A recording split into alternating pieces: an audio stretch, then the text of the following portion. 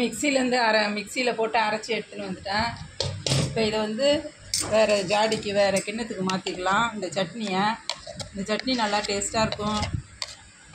இட்லி தோசைக்கு இன்னும் நல்லா சூப்பராக இருக்கும். இப்போ சாப்பிட்டிங்கன்னா சப்பாத்திக்கும் நல்லாயிருக்கும். இதுமாரி செஞ்சு சாப்பிடுங்க.